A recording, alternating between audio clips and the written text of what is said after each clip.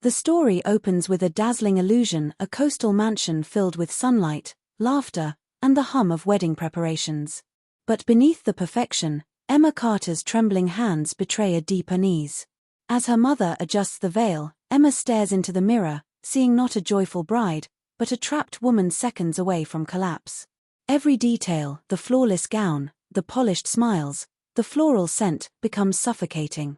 The setting mirrors her dual reality, a life that looks beautiful from the outside but feels like a cage from within. The audience senses something terribly wrong beneath the glamour. Daniel Hayes's entrance shatters any illusion of safety. His tone is soft, almost tender, but laced with menace, the kind of controlled dominance that leaves invisible bruises. Through quick flashes, Emma covering marks on her skin, unread therapist messages, her best friend's urgent warning, we realize the depth of her silent suffering. This is not cold feet, it's survival instinct. The wedding becomes a symbol of entrapment, a performance she's no longer willing to continue. The audience now shifts from curiosity to dread, watching her composure unravel under the weight of fear. When Emma vanishes, leaving behind her bouquet and her phone, the tone pivots from tension to liberation. Her escape is both terrifying and exhilarating, a desperate act of reclaiming her life. The rain, the darkness, and the discarded wedding dress become powerful metaphors for rebirth. Daniel's fury only confirms what she's running from, control disguised as love.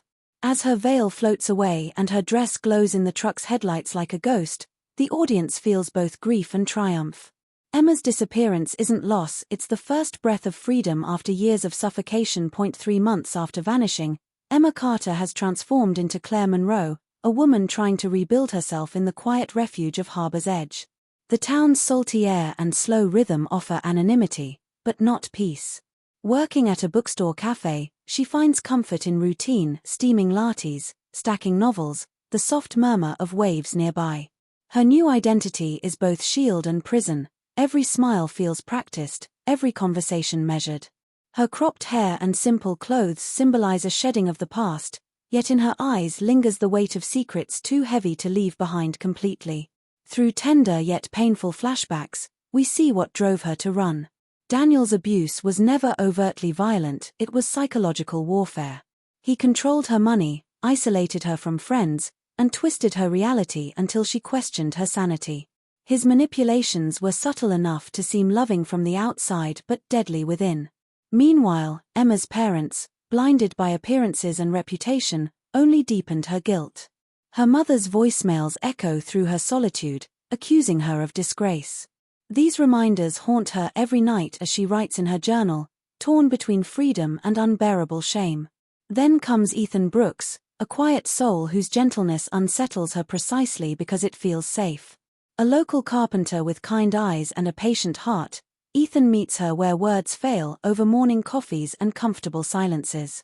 He never presses for details, yet he sees her flinch at sudden sounds, her guarded posture, the sadness behind her smiles. Their friendship becomes a fragile light in her dim world. Still, she remains divided, wanting connection but terrified of exposure. Though she's escaped Daniel, his shadow lingers in her mind, blurring the line between safety and survival.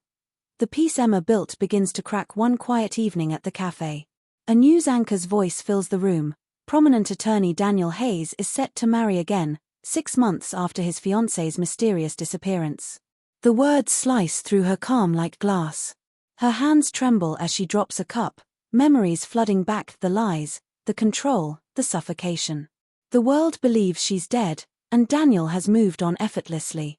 That night, she wakes from a nightmare of her wedding day, drenched in sweat, realizing that no matter how far she's run, the past still knows her name. In the days that follow, Emma channels her turmoil into art, something Daniel once forbade. Each brushstroke becomes rebellion, each color a reclaiming of her identity. When Ethan discovers her hidden sketches, he's quietly awed and gently encourages her to show them at the town's annual art fair. Reluctantly, she agrees. The fair becomes a symbol of hope, a public step toward the life she's long denied herself. Surrounded by laughter and light, she finally feels seen for who she is, not as a victim, but as a woman reborn. For the first time, she breathes freely. But freedom carries risk. When a local blogger photographs her at the fair, she smiles nervously, unaware of the storm it will unleash. The image spreads online, eventually catching the eye of a private investigator still on Daniel's payroll. Found her, the message reads, and somewhere in Los Angeles, Daniel's lips curve into a cold smile. Back in Harbor's Edge, Emma confides in Ethan, and their friendship deepens into something tender, a hesitant kiss beneath the stars, a fragile whisper of trust. Just as she begins to believe she's safe, fate twists cruelly. Her past is already on its way. The fragile peace Emma has built begins to fracture in subtle, terrifying ways. It starts small, her mailbox pried open, the apartment door lock scratched. She tells herself it's nothing, just nerves, but deep down, she knows the feeling of being watched. Old instincts return, double-checking locks, avoiding dark corners, scanning faces in the cafe. Ethan notices the tension she can't hide and gently asks, "Claire, who are you really running from?" But the truth sticks in her throat.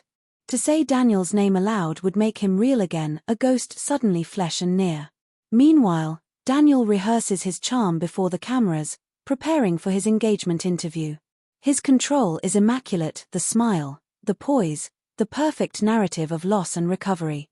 Yet behind the facade, cracks show. The woman beside him resembles Emma uncannily, his twisted attempt to recreate what he lost, or perhaps what he believes still belongs to him. When the private investigator confirms her location, Daniel's mask slips for a heartbeat. "She's in Harbor's Edge," the man says. Daniel's response is chillingly calm, "Then that's where I'll go." His obsession is reignited, a storm quietly gathering strength. Unaware of the danger closing in, Emma's world blossoms again, ironically, through exposure. Her haunting painting of a woman running through rain captivates the local press, branding her as the mysterious newcomer artist. For the first time, she's seen and celebrated, but visibility is the one thing she cannot afford. Ethan, moved by her courage and vulnerability, confesses his feelings, and she finally lets herself lean into trust, her heart tentatively opening.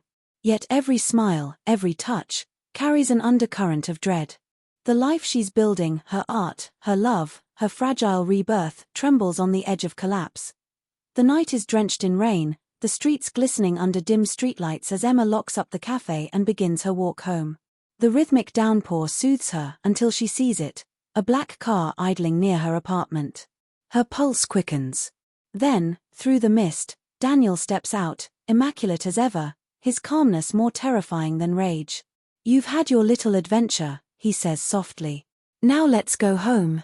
Every syllable carries the weight of ownership, of years stolen. She freezes, trapped between instinct and terror, the rain blending with tears she refuses to shed. The nightmare has found her. Daniel's voice is velvet over venom as he begins his familiar psychological warfare. He accuses her of being unstable, lost, confused. "You ran because you're sick, Emma," he whispers. "But I forgive you." For a moment, his manipulation almost works. Old fears claw at her chest. Then Ethan appears, rain-soaked and breathless, calling her name. Daniel's composure fractures instantly. Fury flashes in his eyes, and he lunges. The confrontation explodes, shouts, a shove, a punch. Ethan hits the ground, and the storm outside mirrors the chaos within. Emma's trembling hand grips her phone, recording every word, every unmasked truth. For the first time, Emma doesn't cower, she fights. Her scream cuts through the rain, a raw sound years in the making. "You don't own me," she yells, her voice shaking but fierce.